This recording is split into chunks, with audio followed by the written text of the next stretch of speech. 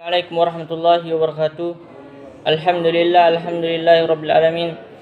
Wassalatu wassalamu ala asyrafil anbiya'i wal mursalin sayyidina Muhammadin wa ala alihi wa sahbihi ajmain, amma ba'd. Langsung saja, sedikit saya akan membawakan materi.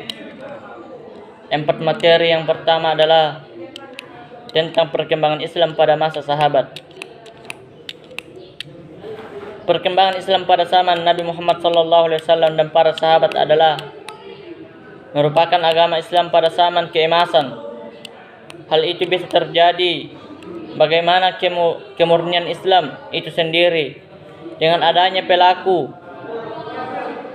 atau faktor utamanya yaitu Rasulullah SAW. Kemudian pada zaman selanjutnya yaitu zaman para sahabat, terkhususnya pada zaman khalifah atau empat, atau yang lebih terkenal dengan sebutan Khulafaur Ar-Rasyidin. Islam berkembang dengan pesat di mana hampir 2/3 bumi yang kita huni ini hampir dikendalikan oleh Islam. Hal itu tentunya tidak terlepas dari para pejuang yang sangat gigih dalam mempertahankan dan juga dalam menyebarkan Islam sebagai agama tauhid yang diridhoi. Perkembangan Islam pada zaman inilah merupakan titik tolak perubahan peradaban Kairah yang lebih maju. Adapun pembagiannya, yang bagian A, pengertian Khulafaur Ar-Rasyidin. Kata Khulafaur Ar-Rasyidin terdiri dari 2 kata, yaitu khulafa, kata khulafa, dan ar-rasyidin, kata khulafa adalah jamak dari kata khalifah yang artinya pengganti atau orang yang ditunjuk sebagai pengganti pimpinan atau penguasa. Kata ar-rasyidin adalah bentuk jamak dari kata ar-rasyid, artinya orang yang mendapat petunjuk atau kepemimpinan atau penguasa yang selalu mendapatkan petunjuk dari Allah Subhanahu wa taala. Dan yang kedua adalah kedudukan dan tugas Khulafaur Ar-Rasyidin. Semasa Rasulullah masih hidup, beliau tidak pernah berwasiat kepada siapapun tentang siapa yang akan menggantikan beliau sebagai pimpinan. Setelah beliau wafat, hal ini menunjukkan bahwa beliau sudah menyerahkan masalah kepemimpinan dan kepala negara kepada semua umat Islam. Karena itulah sebagai beliau wafat, bahkan belum sampai jenazah beliau dimakamkan, kaum Ansar dan Muhajirin sudah memperebutkan kekuasaan dan berkumpul di balai kota Bani Sa'idah, Madinah, untuk musyawarahkan siapa yang akan menjadi pimpinan sebagai pengganti Nabi. Kaum Ansar dan Muhajirin merasa sama-sama berhak menjadi pimpinan, dan akhirnya dengan semangat dan ukhuwah Islamiyah yang tinggi, Abu Bakar terpilih menjadi pimpinan umat Islam sebagai pengganti Rasulullah SAW.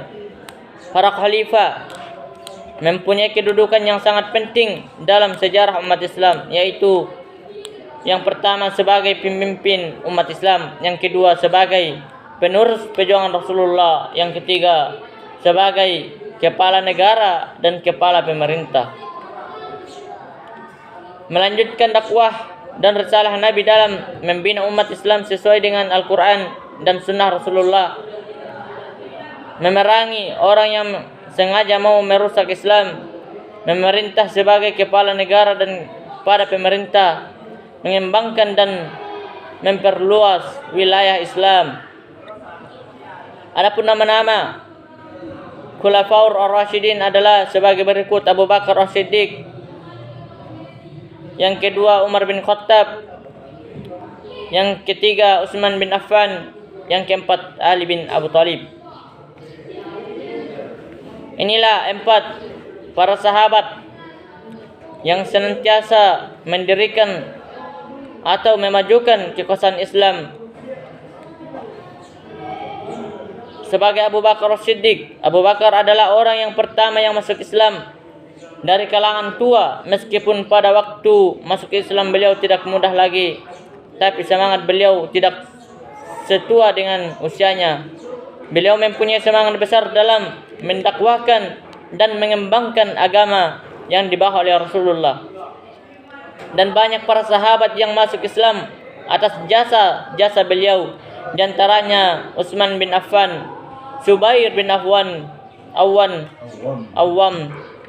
Abdurrahman bin Auf, dan karena kebaikannya beliau juga membeli budak-budak yang disiksa oleh tuannya karena memeluk agama Islam. Di antara budak-budak yang dimerdekakannya adalah Bilal bin Rabah, Amir bin Fuhairah, Zanirah, dan lain-lain sebagainya. Maka dari perjuangan para sahabat ini, marilah kita sebagai manusia, marilah kita senantiasa bersama-sama meningkatkan Islam ini sebagai agama yang kita pilih dari diri kita sendiri, yang telah diperjuangkan oleh Rasulullah sallallahu alaihi wasallam.